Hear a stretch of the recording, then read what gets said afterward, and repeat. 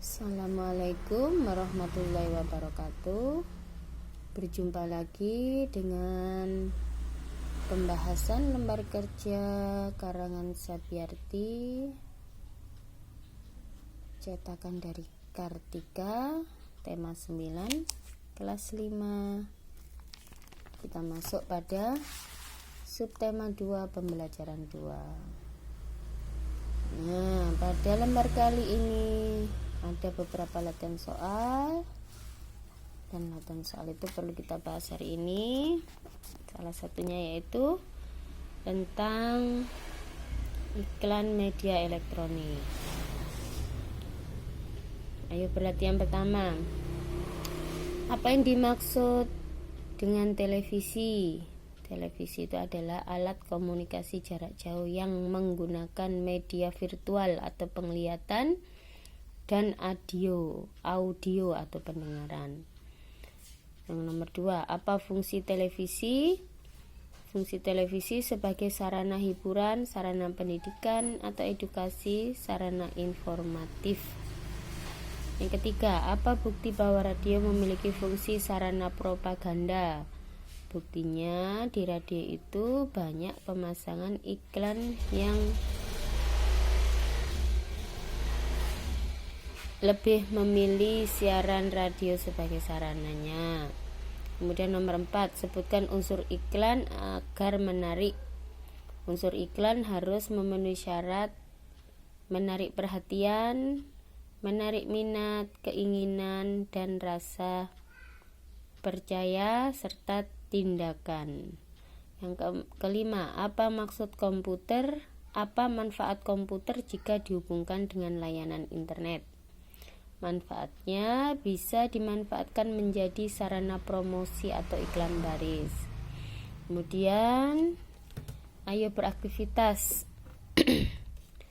Ayo beraktivitas ini ada tugas yang harus kalian kerjakan, yaitu kalian disuruh memperhatikan iklan, kemudian kalian disuruh menguraikan menguraikan unsur-unsur iklan, apa saja yang ada pada iklan tersebut, kemudian uraikan alasan dan penilaianmu pada bukumu.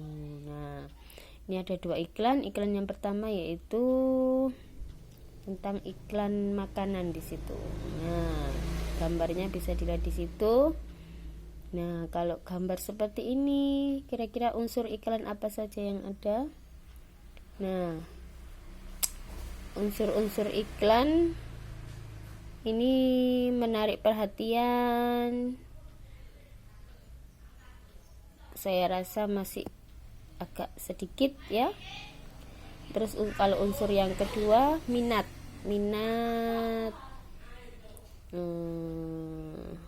Mungkin setiap orang berbeda-beda. Jadi minat ada, keinginan di sini tidak ada ajakan untuk membeli, jadi keinginannya kurang. Terus kemudian rasa percaya di sini juga masih kurang karena tidak ada peragaan untuk membangun rasa kepercayaan kita terhadap produk tersebut. Kemudian tindakan. Untuk unsur tindakan di sini juga kurang karena tidak ada sebuah ajakan untuk calon pembeli agar melakukan pembelian.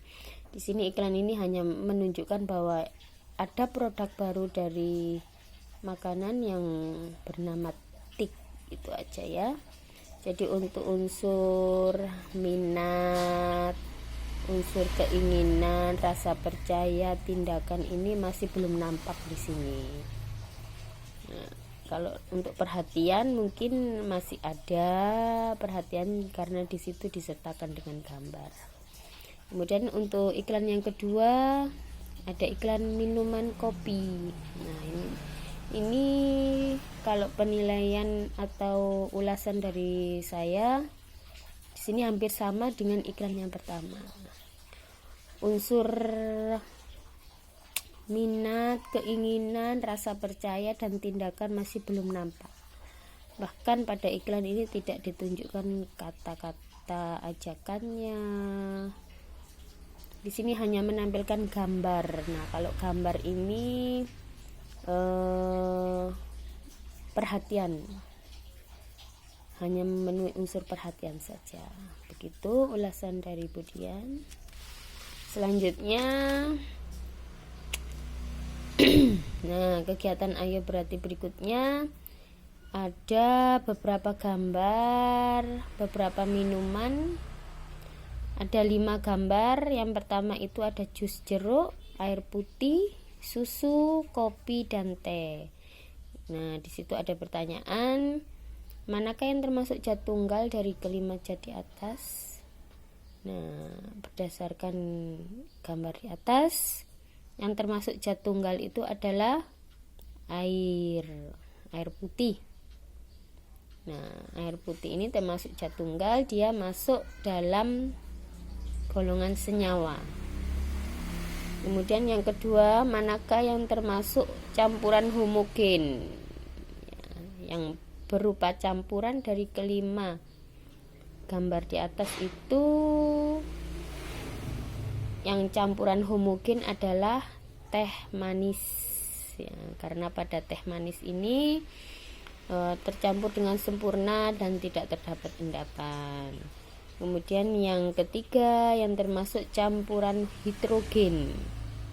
Nah, yang termasuk campuran hidrogen itu adalah jus jeruk, susu, dan kopi.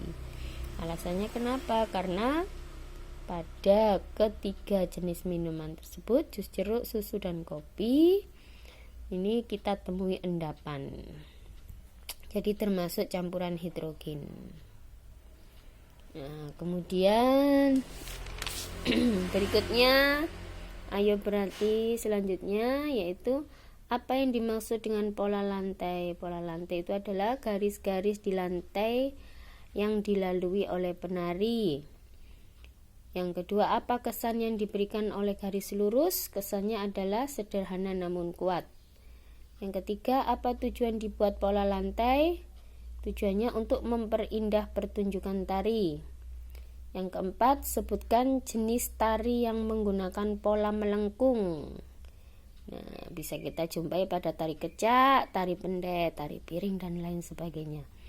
Yang kelima, jelaskan tentang pola lantai vertikal. Pola lantai vertikal itu adalah pola lantai garis lurus yang bergerak dari depan ke belakang atau sebaliknya. Uji pembelajaran 2. Mawi 1, yang pertama, alat komunikasi yang menggunakan media visual atau penglihatan dan audio atau pendengaran adalah televisi. Jawabannya C. Salah satu bentuk informasi yang ditayangkan televisi adalah iklan. Jawabannya A. Berikut ini fungsi radio kecuali sarana perhatian. Jawabannya D. Yang keempat, berikut ini contoh dari zat campuran homogen adalah, jawabannya C, teh manis. Yang kelima, pola lantai yang berupa garis lurus dari depan ke belakang atau sebaliknya adalah pola lantai B, vertikal. Romawi yang kedua, apa yang dimaksud dengan komputer? Komputer adalah suatu alat elektronik yang mampu melakukan berbagai tugas. Yang kedua, sebutkan unsur-unsur iklan agar menarik. Unsur-unsur itu harus ada perhatian, minat, keinginan, rasa percaya, dan tindakan. Yang ketiga, mengapa teh manis termasuk zat campuran homogen? Karena pada teh manis itu partikel-partikel penyusunnya tidak dapat dibedakan dan tercampur dengan sempurna, tidak ada endapan. Yang keempat, apa yang dimaksud dengan pola lantai? Pola lantai itu adalah garis di lantai yang dilalui oleh penari. Yang kelima, jelaskan tentang pola lantai garis melengkung. Pola lantai garis melengkung itu adalah pola lantai yang memberikan kesan lemah dan lembut seperti melingkar, lengkung ular, angka 8, atau huruf U atau setengah lingkaran. Nah, sementara waktu, demikian penjelasan dari pembelajaran 2, subtema 2, tema 9. lembar kerja siswa kelas 5. Selamat belajar, semoga bermanfaat untuk kalian. Assalamualaikum warahmatullahi wabarakatuh.